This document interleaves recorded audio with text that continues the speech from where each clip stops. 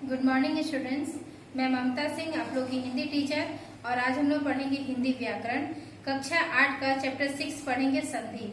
इससे पहले मैंने जो वीडियो बनाया उसमें संधि के बारे में आपको बताया था। संधि किसे कहते हैं? संधि होता है वर्णों का मेल यानी जोड़, जिसके द्वारा जो नए शब्द बनते हैं उसे हम संधि कहते हैं। संधि में मैंने पढ़ाया था पहले आपको स्वर संधि, क्योंकि संधि 3 प्रकार के होते हैं, स्वर, व्यंजन और विसर्ग। पहले वाला हम लोग स्वर संधि पढ़े आप लोगों के साथ। स्वर संधि भी 5 प्रकार के होते हैं, सारा डिटेल्स मैंने आपको पहले वीडियो में पढ़ाया है। आज हम लोग पढ़ेंगे व्यंजन संधि और विसर्ग संधि। कुछ हिंदी के भी संधि पढ़ेंगे और लास्ट में पढ़ेंगे संधि विच्छेद। आइए हम लोग व्हाइट बोर्ड की ओर जाते हैं, देखिएगा आप लोग। व्यंजन संधि, व्यंजन का किसी व्यंजन यानी व्यंजन जो होते हैं उसका किसी व्यंजन अथवा स्वर से या फिर स्वर का किसी व्यंजन के साथ, दोनों रूप होता है। व्यंजन को व्यंजन से जोड़ दीजिए या स्वर को व्यंजन से जोड़ दीजिए। इसमें स्वर व्यंजन संधि में दोनों का मेल हो जाता है और मेल के बाद जो परिवर्तन होता है उसी शब्द को हम व्यंजन संधि कहते हैं। देखेंगे कुछ नियम दिया हुआ है व्यंजन संधि को बनाने का। व्यंजन का मेल व्यंजन से या स्वर से होता है तो क के स्थान पर ग का निर्माण होता है, च के स्थान पे ज का निर्माण होता है, ट के स्थान पे ड का निर्माण होता है और त के स्थान पर द का निर्माण हो जाता है। किस तरह से? उदाहरण देखेंगे। दिक जोड़ गज तो दिग्गज, अच जोड़ अंत तो अजंत, सट जोड़ आनंद तो षडानन और उत जोड़ घाटन तो उद्घाटन। इस तरह से यहाँ पर देखिएगा, ग का ज के साथ मेल हुआ तो ग बन गया, च का अ के साथ मेल हुआ तो ज बन गया, ट का आ के साथ मेल हुआ तो ड बन गया और उत का घा के साथ संबंध हुआ तो द में निर्माण हो गया। जो यहाँ नियम हम बताए थे उसी के अनुसार ये चारों रूप उसका बन गया। दूसरा रूप देखेंगे। यदि त के बाद च हो या छ हो तो त हमेशा छ में बदल जाता है। कैसे?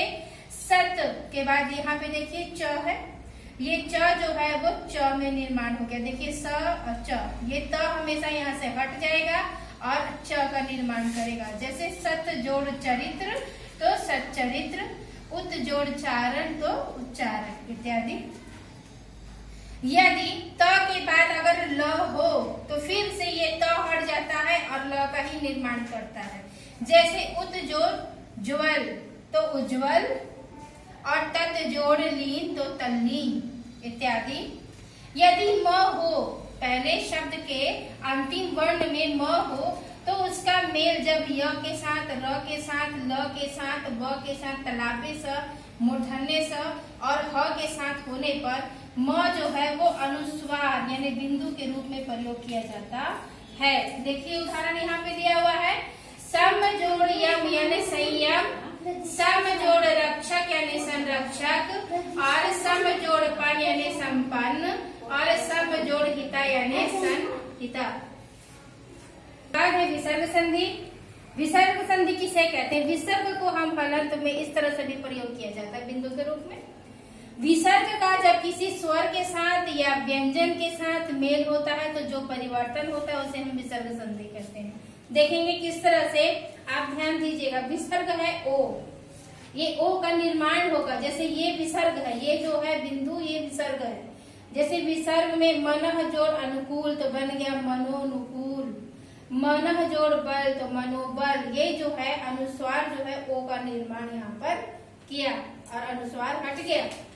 जैसे निह जोड़ आशा तो निराशा और निह जोड़ जल तो निर्जल।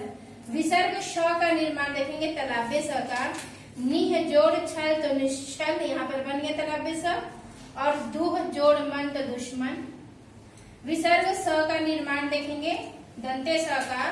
नमः जोड़ ते नमस्ते और निह जोड़ तेज तो निस्तेज इत्यादि। अब देखेंगे हम लोग हिंदी भाषा की संधि। हिंदी में भी कुछ भाषाओं में संधि, हिंदी में भी किसी किसी शब्द में संधि किया जाता है। जैसे तब में अगर ही जोड़े तो बनेगा तभी, सब में अगर ही जोड़ देंगे तो बनेगा सभी और यहाँ में ही जोड़ेंगे तो बनेगा यही। यहाँ बिंदु लग जाएगा, इसका चंद्र बिंदु का बिंदु यहाँ पर आ जाएगा। लड़क में पन जोड़ देंगे तो बन जाएगा लड़कपन। नाक में चढ़ी जोड़ देंगे तो बन जाएगा नकचढ़ी। बच्चा में पन जोड़ेंगे तो बन जाएगा बचपन। और घोड़ा में सवार जोड़ दिया जाएगा तो बन जाएगा घुड़सवार। हिंदी में भी बहुत सारे शब्दों में इसी प्रकार से संधि किया जाता है। अब अगला टॉपिक हम लोग देखेंगे संधि विच्छेद। संधि विच्छेद किसे कहते हैं? संधि विच्छेद वो प्रक्रिया है जिसके द्वारा हम प्रत्येक वर्णों को अलग अलग करके लिखना ही संधि विच्छेद कहलाता है। संधि विच्छेद में हम संधि के पुनः पूर्व अवस्था में उस शब्द को ले जाते हैं। जैसे अगर हिमालय लिखा हुआ है तो उसको टुकड़ों में विभक्त करेंगे, उसके प्रत्येक वर्णों को अलग करते हुए अलग कर दिया जाएगा, क्योंकि संधि होता है प्रथम शब्द के अंतिम वर्ण में और द्वितीय शब्द के प्रथम वर्ण में। इसी अवस्था में लाना ही ये संधि विच्छेद कहलाता है। जैसे हिमालय का हिम जोड़ आलय, इस तरह से हम लिखेंगे तो ये संधि विच्छेद कहलाएगा। अगर हम इसको इस तरह से लिखेंगे तो यह संधि कहलाएगा। इस प्रकार से ये चैप्टर आपका समाप्त हो गया। इस चैप्टर को आप पढ़िए, इसके पीछे दिए हुए क्वेश्चन आंसर को आप स्वयं बनाइए और जो अभ्यास दिया हुआ है उसे स्वयं बनाने का प्रयास करिए। Thank you.